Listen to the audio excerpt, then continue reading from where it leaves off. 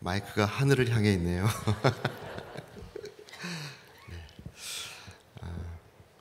우리를 위해 죽으시고 또 우리를 위해서 부활하셔서 우리의 왕의 왕 되시고 주의 주 되신 예수 그리스도의 은혜가 여러분 모든 심령과 가정과 또 교회와 이 나라 이 민족에 임하기를 간절히 축원합니다. 잠깐 기도하겠습니다. 존귀하신 아버지 하나님, 이 아침도 우리에게 새 호흡을 주시고 주의 전을 찾아 주 앞에 경배하며 예배드리며 하루를 시작할 수 있도록 은혜 주신 것을 감사합니다. 특별히 주님 부활하신 그 아침을 고대하며 기도로 예배로 나아가고 있사오니 부활하신 예수 그리스도의 은혜가 충만하게 모든 심령 가운데 임하게 하여 주시옵소서. 주님 부족한 종을 단에 세우시고 이 아침도 주의 말씀을 수종들게 하심을 감사합니다.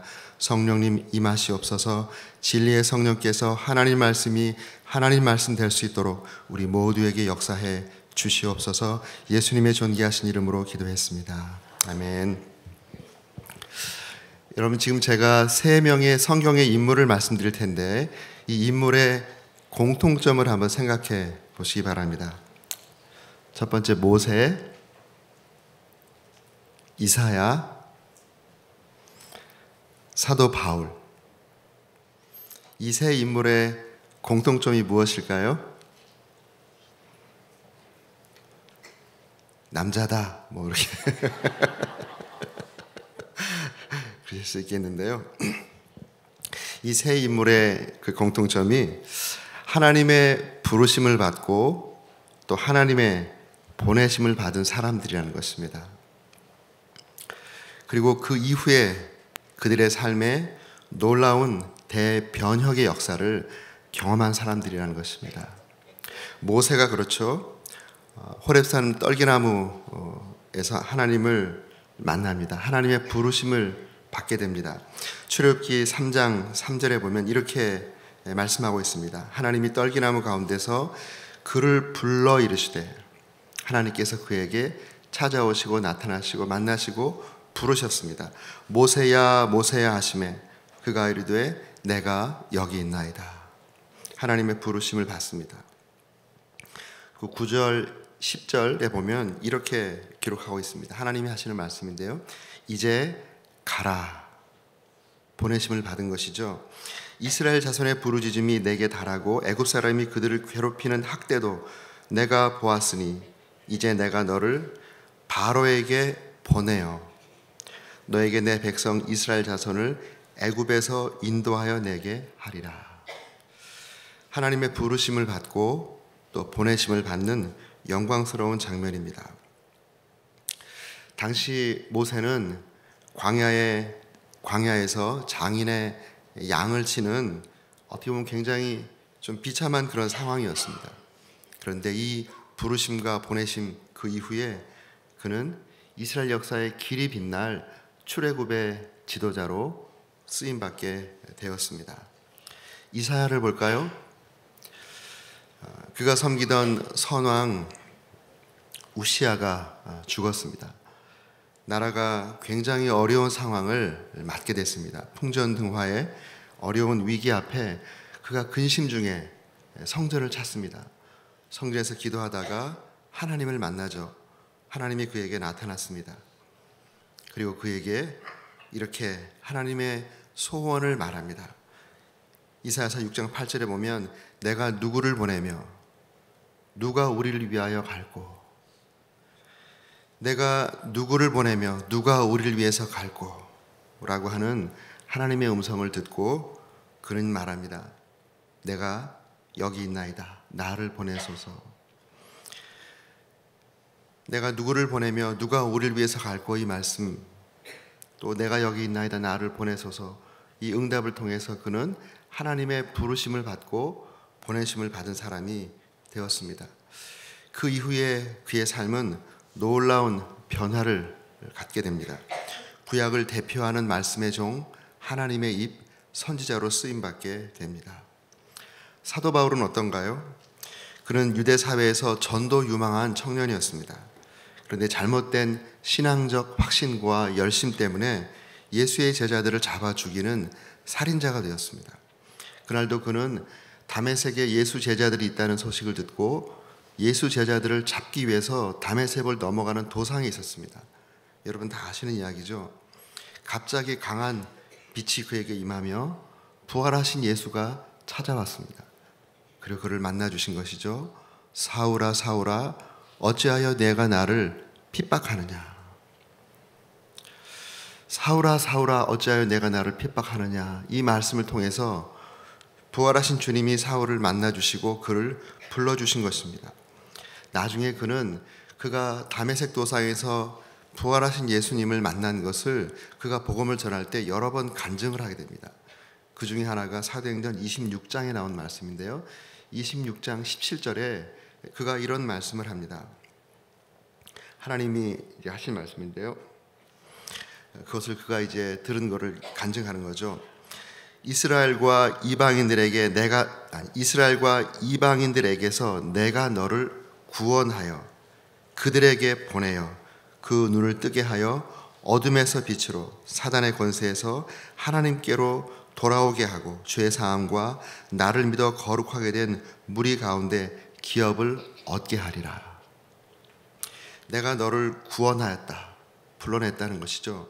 그리고 그들에게 보냈다, 이런 표현을 쓰고 있습니다. 사울은 부활하신 예수 그리스도를 만남을 통해서 주님의 부르심과 보내심을 받게 됐습니다. 그가 예수 제자를 죽이는 살인자의 그 모습에서 이제 복음을 땅끝까지 전하는 대사도로 쓰임을 받게 됩니다. 성경 신약의 3분의 1 이상을 집필하는 하나님의 종이 되었습니다. 이와 같이 사람의 한 생애의 개혁과 변화는, 진정한 개혁과 변화는 바로 하나님을 만나고 하나님의 부르심과 보내심을 받은 사람들의 몫입니다. 오늘 이 아침에 우리가 기도하면서 우리가 먼저 개혁하길 원한다 라는 이러한 소원을 갖고 여러분 기도하고 계시는데, 이 아침에 우리를 부르시고 또 우리를 보내주시는 부활하신 예수 그리스도를 말씀과 기도 가운데 대면하여 만나는 축복이 있기를 기원합니다. 그럴 때 진정으로 우리의 삶에 변화와 변혁이 일어날 줄로 믿습니다. 오늘 함께 읽으신 본문의 이 말씀이 제자들이 진정으로 변하게 된 그런 계기를 이제 말씀해 주고 있는데요. 예수님이 부활하셨다는 얘기를 들었지만 제자들은 여전히 두려움 가운데 있었습니다. 그 두려움은 생명에 대한 두려움이죠. 예수를 잡아 죽였던 종교 지도자들이 자기들도 잡아 죽이지 않을까라고 하는 이 두려움 때문에 모여서 문을 꼭꼭 잠그고 이렇게 모여 있었습니다. 주님께서 그들 가운데 부활하신 영광의 몸으로 그 상황을 초월해서 이제 그들 가운데 서시죠. 그리고 그들에게 평강을 말씀하십니다. 샬롬, 인사이기도 하고 그들에게 하늘의 평강을 빌어주는 것입니다. 에이레네, 하늘의 평강이 너희들에게 임하기를 원한다. 하늘의 평강을 선포해 주었습니다. 오늘 이 아침에 우리가 주님의 이름으로 이 자리에 모였습니다. 주께서 분명히 약속하셨습니다. 두세 사람이 내 이름으로 모이는 곳에는 나도 그들과 함께 하겠노라고. 지금 이 자리에 우리 눈에는 보이지 않지만 부활하신 예수 그리스도께서 우리가 주님의 이름으로 모이고 주 앞에 예배드리고 있기 때문에 이 자리에 함께하고 계신 줄로 믿습니다. 부족한 종의 입술을 통해서 여러분 모두에게 이 아침에 주님께서 하늘의 평강이 임하기를 원한다는 평강의 선포를 하시는 줄로 믿습니다. 여러분의 심령에, 여러분의 가정에, 여러분의 자녀들의, 여러분의 생업터 위에, 또 귀한 교회 위에, 이 나라 이 민족 위에 하늘의 평강이 임하기를 간절히 축원합니다.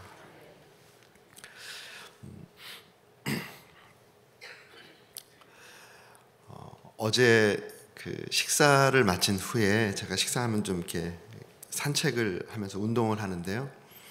참 감사하게 귀한 교회에서 켄싱턴 호텔에 이렇게 머물게 해주셔서 그 근처에서 식사를 하고 국회의사당에 이렇게 산책을 했습니다.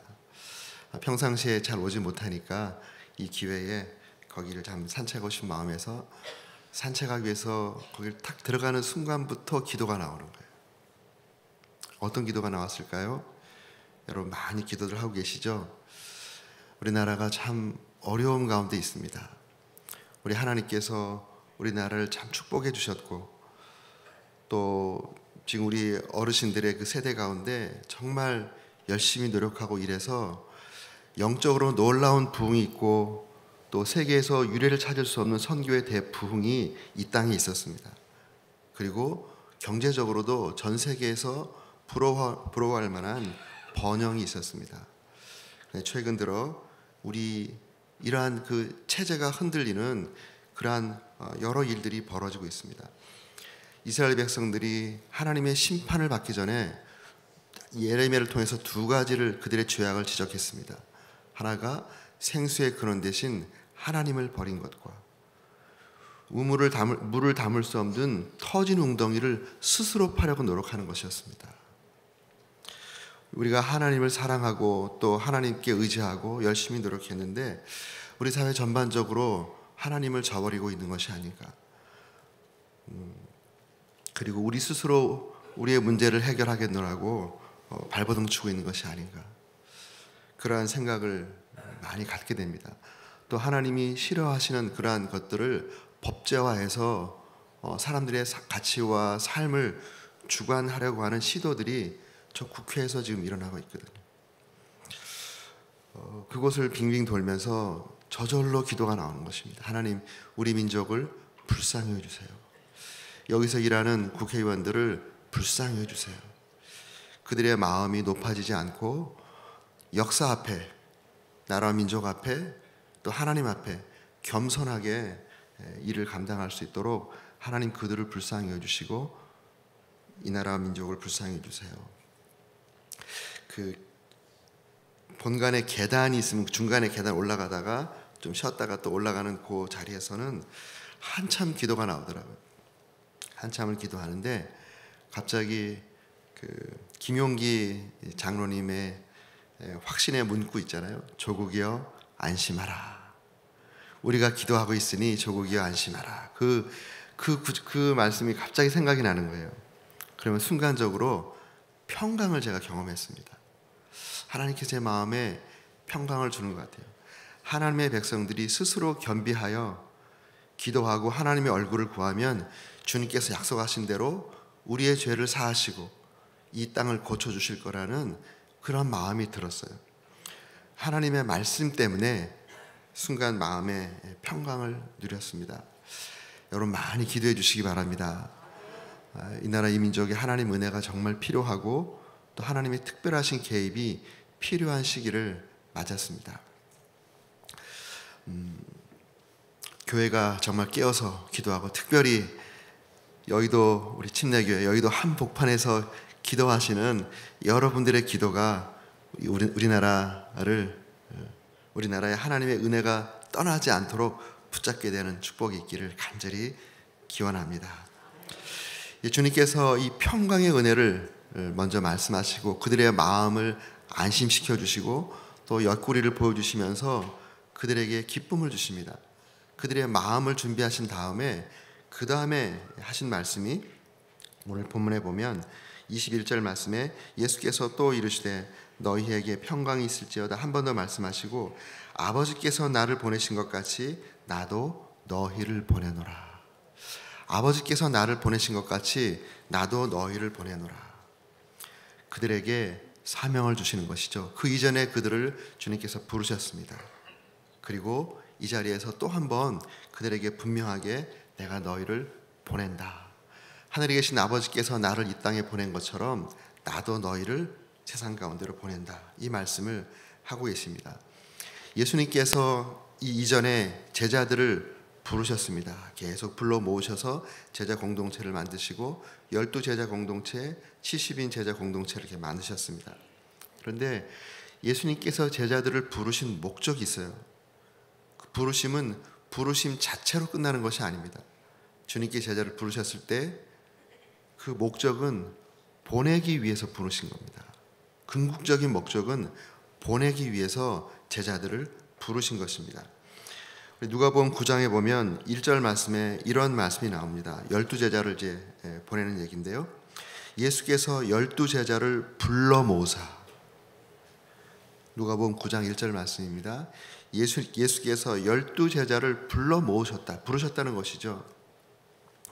모으사 모든 귀신을 제어하며 병을 고치는 능력과 권위를 주시고, 2절 말씀에 하나님의 나라를 전파하며 앓는 자를 고치게 하려고 내보내시며. 그들을 부르신 목적은 그들을 이퀄시켜서, 준비시켜서, 권능을 부여해서 하나님께서 의도하셨던 그 일이 일어나도록 내보내셨다는 것입니다. 70명 제자를 내보내신 것도 동일한 그러한 모습으로 기록하고 있습니다. 누가복음 10장 1절에 보면 이렇게 말씀합니다. 그 후에 주께서 따로 70인을 세우사 친히 가시려는 각 동네와 각 지역으로 둘씩 앞서 보내시며. 70인 제자를 이렇게 불러 모으신 그 이유는 주님께서 가셔 사역을 할 텐데 가시기 전에 먼저 앞서서 그들을 보내기 위해서 70인을 부르셨다, 이렇게 말씀하십니다. 그러면서 3절 말씀에 갈지어다 내가 너희를 보냄이 어린 양을 이리 가운데로 보냄과 같도다, 이런 말씀을 하고 있습니다. 저와 여러분은 주님의 특별하신 은혜 가운데 부르심을 받은 사람들이죠. 여러분의 부르심을 믿으십니까? 네. 주님께서 불러주지 않으셨으면 아무도 이 자리에 오실 분이 없습니다. 또 주님께서 우리를 보내셨습니다. 우리 주님께서 우리를 보내셨어요. 지금 여기서 제자들에게 내가 너희를 보내노라 이렇게 말씀하시고, 그 다음에 우리가 잘 알고 있는 지상명령을 주십니다. 지상명령 우리 하면 우리가 마태복음 28장에 나오는 그 말씀만을 생각하는데요. 사실 각 제자들마다 복음서 기록하는 사람마다 자기 나름의 지상명령 버전이 있어요. 주님께서 다양한 방법으로 다양한 똑같은 내용이지만 다양한 언어로 다양한 표현으로 지상명령을 5번을 주셨습니다. 5번. 마가복음이 복음서 가운데 가장 먼저 쓰였다고 보통 말하는데요. 마가복음은 이렇게 말하죠. 너희는 온 천하에 다니며 만민에게 복음을 전파하라.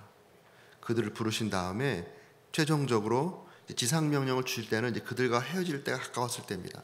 그 전에도 보내셨지만 이제 그들에게 사명을 주시면서 보냅니다. 너희는 온 천하에 다니며, 가라는 거죠. 온 천하에 가서 만민에게, 모든 민족들에게 복음을 전파하라. 이것이 마가가 기억하고 있는 예수님의 지상 명령입니다. 또 우리가 잘 알고 있는 마태가 기억하고 있는 지상 명령은 너희는 가서 모든 민족으로 제자를 삼아 아버지와 아들과 성령의 이름으로 침례를 주고 내가 네게 분부한 모든 것을 가르쳐 지키게 하라. 가라는 것이죠. 모든 민족에게로 가라. 그리고 이제 요한복음의 버전이 바로 여기 나와 있는 바로 이 말씀이고요. 또 누가복음의 버전을 보면 누가복음 24장에 보면 이런 말씀이 나와 있습니다. 24장 46절 47절인데요. 47절만 보면 또 그의 이름으로 죄 사함을 받게 하는 회개가 예루살렘에서 시작하여 모든 족속에게 전파될 것이 기록되었으니 너희는 이 모든 일의 증인이라. 이 회개가 모든 족속에게 전파될 것이 기록되었으니 너희는 이 모든 일의 증인이다. 증인으로 모든 열방에 이것을 증거해야 된다라고 하는 말씀이죠. 이 누가가 기억하는 마지막, 주님께서 이제 마지막으로 하신 그 말씀이 사도행전에 기록되어 있습니다. 누가가 기록한 것이죠. 성령이 너에게 임하시면 너희가 권능을 받고 예루살렘과 온 유대와 사마리아와 땅끝까지 이르러 내 증인이 되리라.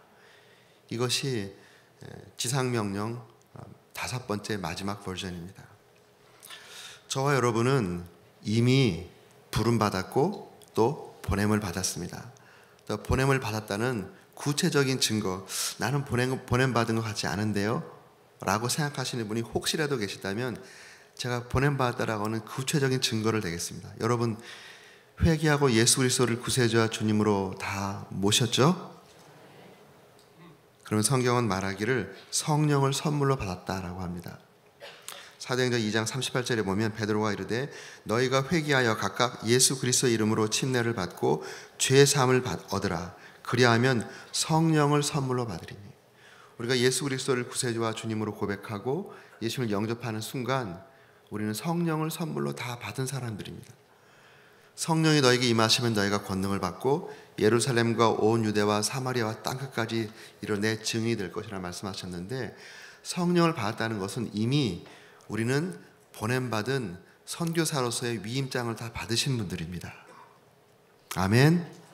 예, 성령이 나에게 있다면, 내 안에 성령이 계시다면 우리는 이미 성령과 함께 선교사의 위임장을 다 받으신 분들이에요. 그런 의미에서 우리 모두는 부르심을 받고 성령 안에서 영광스러운 보내심을 받은 분들입니다. 우리가 자꾸 이것을 잊어버립니다. 나 같은 사람이 어떻게 보냄을 받았을까 이런 생각을 하는데요, 그렇지 않습니다. 성령이 내 안에 계시다면 여러분 모두는 다 보냄을 받으신 분들입니다. 그리고 이것을 잊지 않기 위해서 서로 한번 인사하기를 바랍니다. 옆에 있는 분들에게 좀 새벽이라 좀 민망할 수도 있겠지만요, 서로를 이렇게 바라보시면서 이렇게 인사했으면 좋겠습니다. 아, 그러시군요. 하나님의 특별한 보내심을 받으신 분이시군요. 이렇게 한번 서로 인사하시기 바랍니다. 하나님을 특별한 보내심을 받으신 분이시군요. 잘 몰라 뵈서 죄송합니다. 예. 우리가 다 주님의 보내심을 받았다라고 하는 사명자다, 소명자다라고 하는 이 마음을 가지시기 바랍니다. 이것은 우리가 또 교회잖아. 우리 한 사람이 교회입니다. 또 우리가 다 모였을 때 또 집합적으로 교회이면서 우리 각자가 교회인데요, 우리 각자가 부름받고 보냄받은 이중의 그런 모습이 있는 것처럼 교회도 마찬가지입니다. 교회의 어떤 분은 정체성이라는 그런 표현을 쓰시던데요, 교회는 이중 정체성을 가지고 있습니다. 첫 번째는 Church as Ecclesia Community. 교회는 에클레시아 공동체라는 것이에요. 에클레시아, 우리 잘 아는 말씀이죠. 부름받아 나온 자들의 모임, 부름받은 자들의 공동체로서의 교회의 정체성이 있습니다. 이것의 가장 중요한 핵심 가치는 거룩입니다. 거룩의 의미는 구별되었다는 것이죠. 성경에서 하기오스라고 하는 이 거룩의 단어는 구별됐다라는 뜻입니다. 우린 세상에 살았지만 세상으로부터 구별되어 불려나온 사람들의 모임입니다. 그런 의미에서 우리 에클레시아 공동체를 이루고 있죠. 근데 그것으로만 끝내는 것이 아니에요. 교회는 아포스톨로스 커뮤니티입니다. 보냄받은 공동체라는 것입니다. 보냄받은 공동체다. Church as Apostolos Community, 이런 표현을 씁니다. 보냄받은 공동체로서의 정체성이 있다는 것이에요. 이 교회가 에클레시아 공동체, 아포스톨로스 공동체의 정체성을 균형 있게 잘 유지하고 있을 때 건강한 겁니다. 사역도 교회 부름받아 나온 그 공동체, 모여있는 공동체, 그 사역이 건강한 교회가 되도록 열심히 내적인 사역을 하잖아요. 근데 그것만 하는 것이 아닙니다. 교회 바깥으로 성도들이 흩어지면서 세상에 영향력을 끼치는 그러한 사도적 교회로서의 공동체의 역할이 있다는 것입니다. 그러한 역할을 균형 있게 잘 감당하는 교회들을 통해서 하나님께서 이 땅에 이루고자 하시는 하나님 나라 확장을 이루어 가시는 것이죠. 선교사이자 선교학자였던 그 레슬리 뉴비긴이라고 하는 그 선교사가 계시는데요, 그분이 교회를 이렇게 말했습니다. 교회는 하나님 나라의 대사관이다, 이런 표현이었어요. 하나님 나라의 대사관이다. 그러니까 한국 대사관이 다른 나라에 가 있다면 그 대사관은 한국 법의 적용을 받잖아요. 그렇지만 그곳에 가서 한국을 대표해서 한국의 정책들을 핍니다. 그렇게 봤을 때 교회는 하나님 이 세속 세계 가운데 하나님 나라의 대사관이라는 것이에요. 대사관은 모여있는 것 자체로만의 의미가 있는 거, 모여있는 것도 의미가 있죠. 그렇지만 모여있는 것 자체로만 의미가 있는 것이 아니라 거기에 대사로 파송되고 대사관으로 모여있다면 그 나라에 간 역할을 하는 것이에요. 교회가 바로 그런 곳입니다. 그래서 교회는 성도님들이 모이도록 하는 것도 굉장히 중요하지만 믿지 않는 분들을 불러 모아서 복음으로 불러 모아서 공동체를 이루는 것도 굉장히 중요하지만 준비된 사람들을 적극적으로 파송하는 것에도 힘을 기울여야 됩니다. 성령께서 이곳에 모여서 이곳의 선교사로 내가 지금 이 지역의 선교사로 부름받아서 선교사적인 사는 사람들이 있어요. 대부분의 성도님들이 그렇죠. 그런데 우리 가운데는 너의 부름 보냄받은 자리는 여기가 아니야 라고 성령께서 말씀하는 분이 계세요. 그러면 여기가 아무리 좋다 하더라도 여기 친 텐트를 접고 주님께서 보내시는 그곳으로 가는 것입니다. 교회는 그런 분들을 잘 발굴하고 갈 수 있도록 준비하고 점검하고 후원해가지고 퍼질 수 있도록 파송받아서 가서 일할 수 있도록 도와야 되는 것입니다. 그렇게 할 때 하나님께서 계속 은혜를 베풀어 주세요. 주님께서 너는 너의 자리가 이 자리가 아니야 라고 말씀했는데 거기 계속 살고 있으면 나의 주님은 이미 저쪽 가 계신 거예요. 혼자 사는 거예요. 혼자 외롭게. 즐거움과 기쁨과 보람이 없겠죠. 나중에 주님 앞에 가서도 나는 너를 여기서 살고 이 일을 하기를 원했는데 네가 원하는 그 자리에서 뭐 하다 왔니? 책망받을 수 있습니다. 저희 교회 안디옥 교회가 사실 그런 좋은 모델을 보였잖아요. 가장 중요한 탑 2 리더를 성령의 인도하심 가운데 안수하고 보냈습니다. 교회로서는 어마어마한 희생이죠. 그렇지만 성령께서 말씀하셨기 때문에 그렇게 한 것입니다. 그 헌신이, 그 희생이 어떠한 결과를 보게 될지 그들은 몰랐어요. 그들이 알았던 것은 성령께서 감동하셨다, 성령의 감동하신 내용만 알았습니다. 내가 시킬 일을 위해서 바울과 바나바를 따로 떼어 놓으라 라고 하는 이 내용만 알았어요. 그 이후에 하나님께서 그 두 사람을 통해서, 특별히 바울을 통해서 어떤 일을 하실지 그들은 몰랐습니다. 단지 성령께서 말씀하신 그 내용만 알았는데 그 내용을 순종하기 위해서 금식하고 기도하고 안수해서 보내잖아요. 얼마나 힘들었으면 금식하고 기도했겠어요. 그런데 결과적으로 안디옥 교회가 그 순종과 희생 때문에 복음이 전 세계를 뒤엎는 전초 기지가 되었습니다. 나중에 천국에 가면 안디옥 교회 성도들 좀 만나보고 싶어요. 고맙다고. 왜냐하면 그들이 그런 희생이 없었으면 제가 구원받지 못했을 거 아니에요. 저희 교회에 아주 열심히 헌신했던 그 치과 병원 원장님이 계신데요. 그 원장님이 어느 순간 갑자기 선교사로 자기를 불렀다고 선교사로 파송해달라는 거예요. 사실 이분은 그 노은의 생명의 치과 원장님이셨고 부인은 연구원이었어요. 그 당시에 이제 병원 원장이니까 수입이 많잖아요. 또 거기에다가 부인이 연구원이니까 또 에디셔널이 또 많잖아요. 이 두 분이 11조를 하면 우리 교회에서 11조 1등이에요. 1등. 근데 이분이 손들고 선교지 가고 싶다는 거예요. 주님께서 불렀다는 거예요. 또 이분이 그렇게 헌신될 정도니까 목장의 목자인데 목장을 너무 잘하셨어요. 계속 분가하고 전도도 많이 하고 저에게 너무 힘이 됐어요. 제 마음 가운데서는 이런 분은 제 곁에서 계속 같이 있었으면 좋겠는데 이런 마음이 왜 들지 않겠어요? 근데 성령께서 감동하시고 그렇게 말씀하셨다고 하니 교회 같이 기도하면서 그의 소명을 확인하고 그리고 준비를 시켜서 파송했습니다. 미슈케에 계십니다 지금. 근데 그 파송하는 그 달에 참 은혜롭게 파송을 했습니다. 근데 너무나도 감사하게 치과 의사 한 분을 파송했더니 그 달에 치과 의사 4명이 등록을 하더라고요. 이게 하나님의 방법이에요. 저희 교회도 의사들이 많은데요, 치과 의사들이 제일 많습니다. 연구원들이 많은데요, 아니 뭐 성도들이 많은데 연구원들이 제일 많아요. 연구원들이 11조가 되어서 또 100의 1조가 되어서 선교지로 나가니까 하나님께서 그분들을 서포트할 수 있는 그런 사람들을 막 보내주시는 거예요. 저희 교회 우리 지체들로 21가정이 지금 파송됐습니다.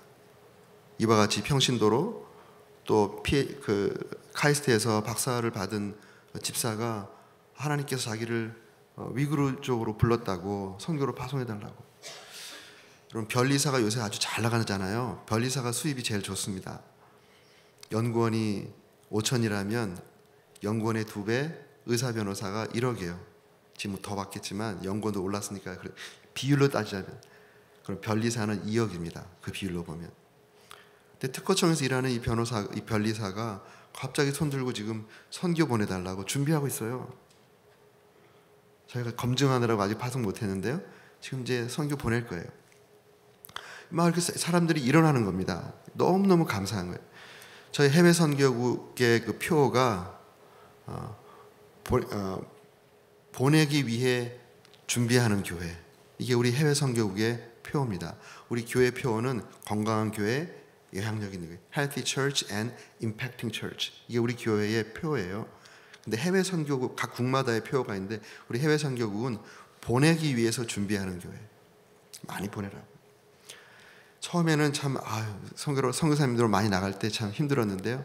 저는 이제는 알게 됐어요. 주의 뜻에 따라 잘 보내면 몇 배로 보내주시는구나.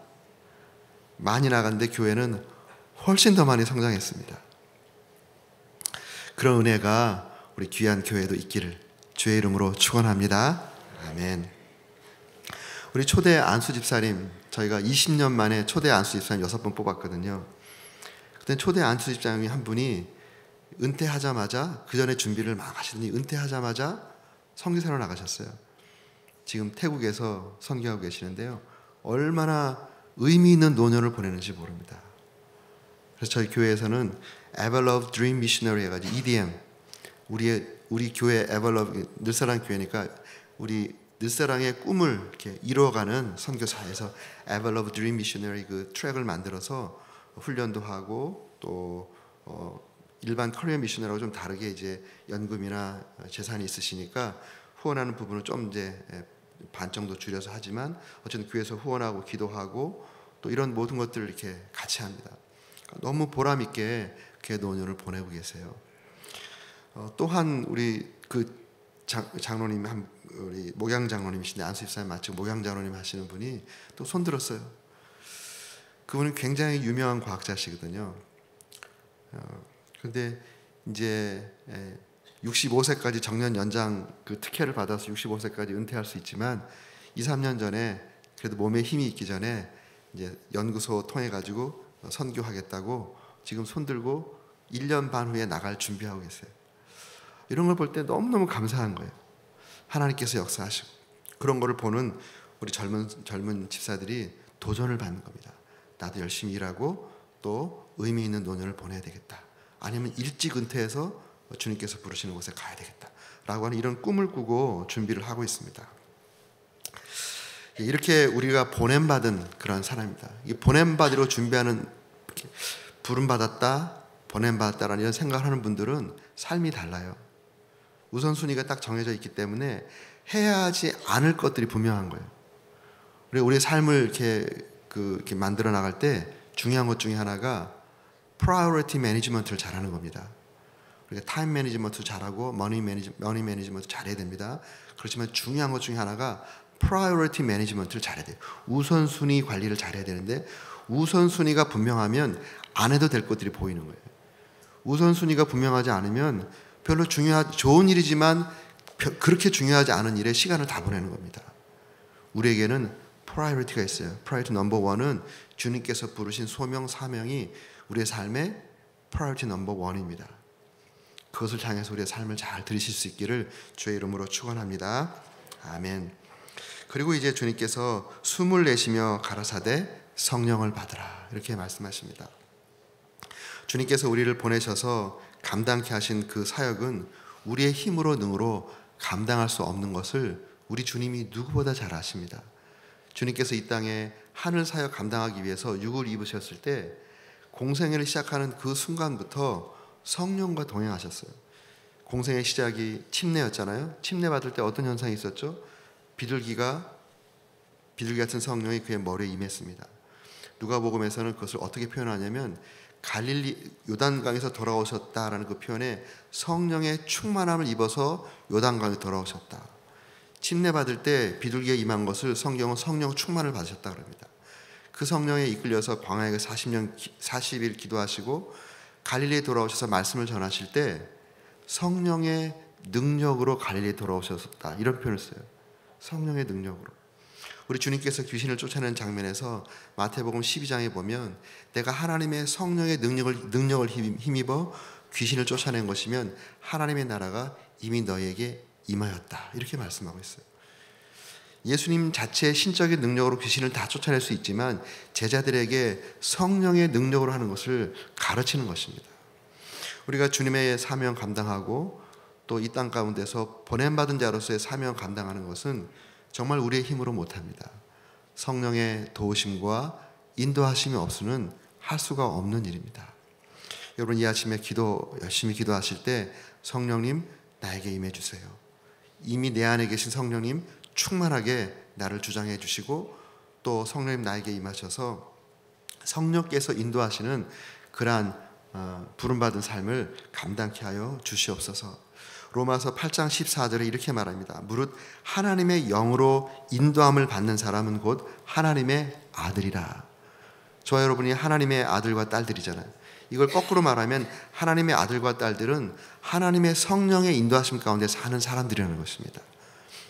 우리의 삶이 부름받고 보냄받은 사람이기 때문에 성령의 인도하심이 무엇보다 중요합니다. 우리가 기도할 때 성령을 주시겠다고 약속해 주셨습니다. 너희가 악할지라도 좋은 것을 자녀들에게 줄 줄 알거든 하물며 하늘에 계신 아버지께서 구하는 자에게 좋은 것 성령을 주시지 않겠느냐. 이 아침 여러분 열심히 기도하실 때 성령 충만하심 받으시고 보냄받은 그 삶을 잘 감당하셔서 여러분의 삶에 놀라운 변혁과 개혁과 하나님의 축복이 넘치시기를 간절히 축원합니다. 아멘. 기도하겠습니다. 존귀하신 아버지 하나님 감사합니다. 어둠의 나라, 사망의 나라, 저주의 나라에서 예수 그리스도의 영광스러운 복음으로 저희를 불러주시고 아들의 나라, 빛의 나라로 옮겨주신 것을 감사합니다. 또 우리에게 사명을 주셔서 이 땅 가운데 우리의 삶이 향방 없이 진행되는 것이 아니라 주님께서 불러주신 그 소명과 사명을 따라 살 수 있도록 은혜 주신 것을 감사합니다. 하나님 아버지, 보냄받은 자로서의 정체성을 분명히 갖고 선교사적인 삶을 결단케 하시고 성령의 도우심 가운데 우리가 보냄받은 그 자리에서 복음을 전하며 하나님 나라를 확장하는 주의 일꾼들 다 될 수 있도록 우리 모두를 축복하여 주옵소서. 귀한 교회를 높이 들어 선교에 존귀하게 쓰신 것을 감사합니다. 계속 성령으로 기름 부어주시고 하나님 귀한 교회가 더 영광스럽고 놀랍게 하나님 나라를 확장하는 데 쓰임받을 수 있도록 역사해 주시옵소서. 예수님의 존귀하신 이름으로 기도했습니다. 아멘. 개인적으로 기도하시고 돌아가시겠습니다.